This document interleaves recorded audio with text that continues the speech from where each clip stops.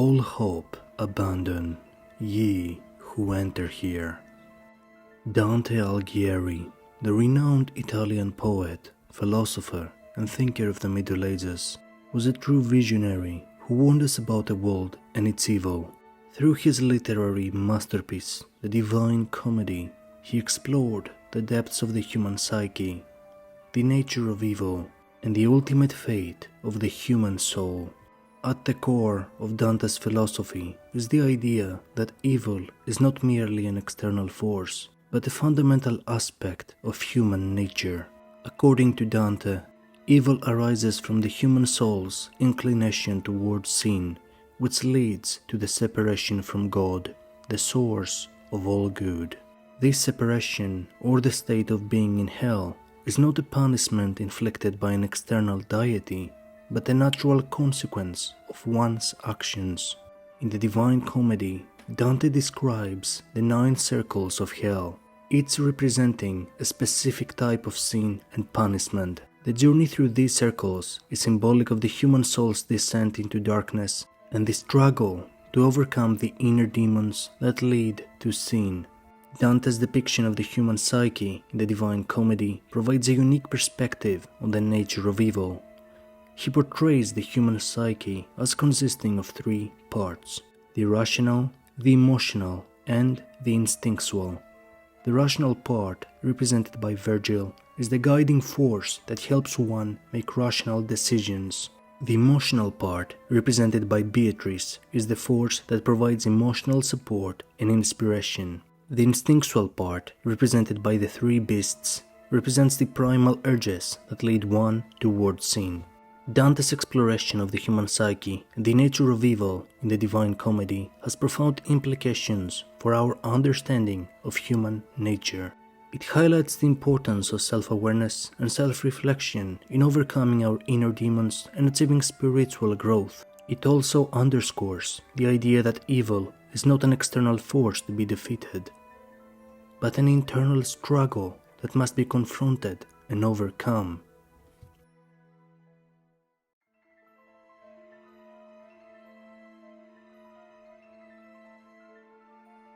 The hottest places in hell are reserved for those who in time of great moral crisis maintain their neutrality.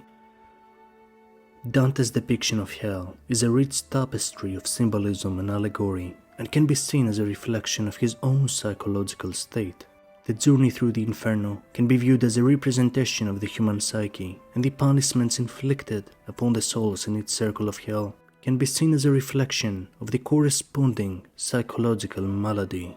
This journey through the depths of the human psyche and its depiction of hell is not merely a physical realm, but a reflection of the psychological state of its inhabitants.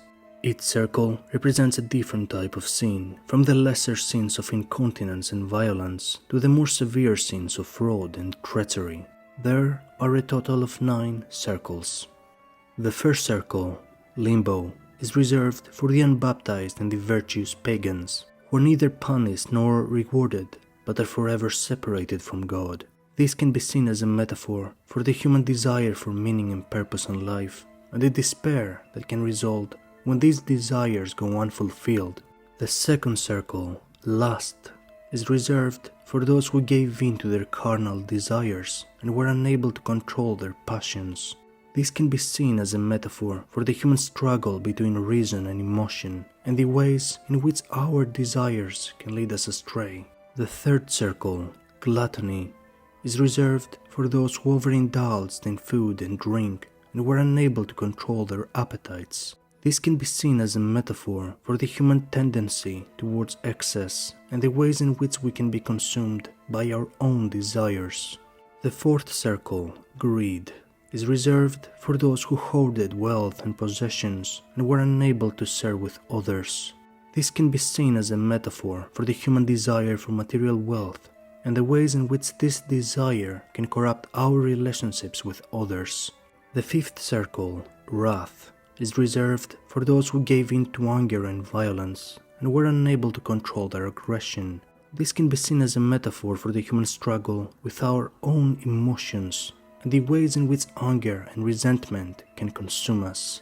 The sixth circle, heresy, is reserved for those who rejected the teachings of the Church and held beliefs that were contrary to orthodox doctrine. This can be seen as a metaphor for the human desire for individuality and the ways in which this desire can lead us to reject established norms and values. The seventh circle, violence, is divided into three sub-circles: against others, against oneself, and against God. This can be seen as a metaphor for the different ways in which violence can manifest itself in our lives, from the harm we do to others to the self-destructive behaviors we engage in. The eighth circle, fraud, is reserved for those who deceived others for their own gain, whether through flattery, theft, or other means. This can be seen as a metaphor for the human tendency towards deception and manipulation, and the ways in which these behaviors can erode trust and undermine our relationships with others. The ninth and final circle, treachery, is reserved for the most heinous of sins, including betrayal and treason. The ninth circle, reserved for traitors, is the most brutal of all and is divided into 4 rounds. In the 4th round, the worst of the traitors, those who betrayed their benefactors, are frozen in ice up to their necks, unable to move or speak. This punishment can be seen as a reflection of the psychological state of those who betray those who have helped them and are therefore unable to move forward in their lives. This can be seen as a metaphor for the ultimate betrayal of the self and the ways in which our own actions can lead to our downfall. Overall, the journey through the circles of hell can be seen as a powerful metaphor for the human struggle with sin and the ways in which our own actions can lead us down to a path of self-destruction. The souls in the Inferno are not simply being punished for their sins, but their punishments reflect their deepest psychological flaws and failures. Each punishment is tailored to fit a specific sin committed, and this punishment serves as a manifestation of the sinner's inner turmoil.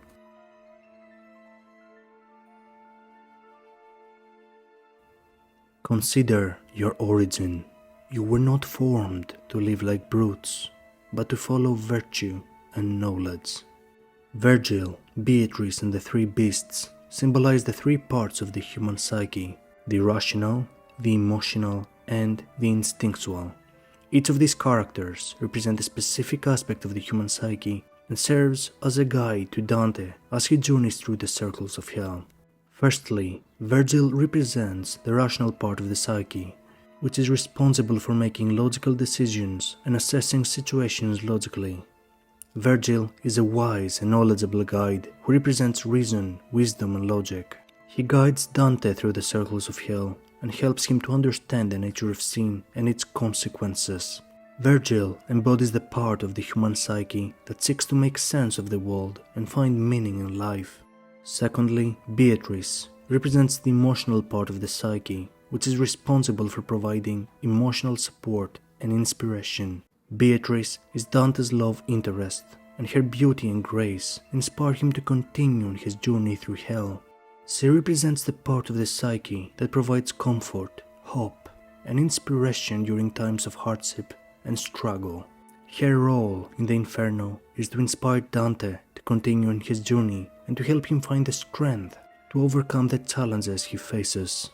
And finally, the 3 beasts represent the instinctual part of the psyche, which is responsible for our primal urges and desires. The leopard, lion, and sea-wolf symbolize the sins of lust, violence, and fraud, respectively. These beasts embody the part of the psyche that is driven by our most basic desires and impulses. They represent the dark side of human nature and the temptations that lead us astray from the path of righteousness. The Divine Comedy provides a powerful metaphor for the human psyche and the struggles we face in navigating our innermost desires and impulses. By personifying the various parts of the psyche through the characters of Virgil, Beatrice, and the 3 beasts, Dante highlights the importance of balancing reason, emotion, and instinct in our lives.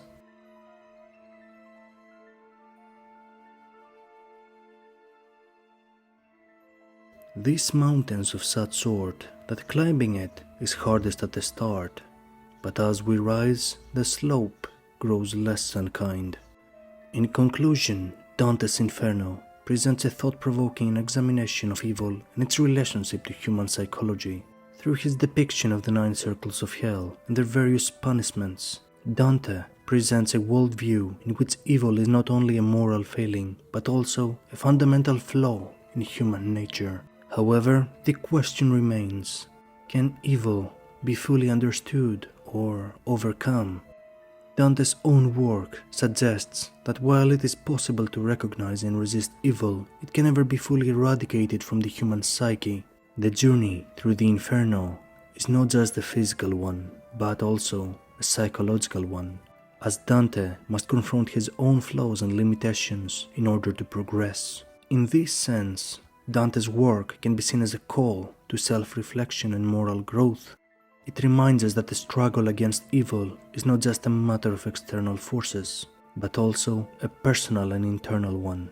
By understanding the nature of evil and its psychological roots, we can better equip ourselves to resist its influence and maybe strive towards a more ethical and just society. In the end, Dante's Inferno remains a timeless masterpiece of philosophical and psychological inquiry, offering insights into the nature of evil and the human condition that continue to resonate with us readers today. I would also like your thoughts down on the comments below about the question if evil can ever be fully understood or overcome.